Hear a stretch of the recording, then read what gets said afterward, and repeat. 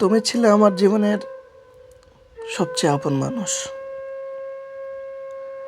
এই সত্যটা কখনো বদলাবে না। তোমার সঙ্গে কাটানো প্রতিটা মুহূর্ত ছিল ভালোবাসার। তুমি ছিলে আমার হাসির কারণ, তোমার কথাই ছিল সান্ত্বনা। আজ তুমি নেই, অথচ তোমার অভাবটাই যেন সবচেয়ে বেশি কাঁদাচ্ছে আমায়। আমার আনন্দ, দুঃখ, ভালোবাসা সব কিছুই তোমাকে ঘিরেছিল।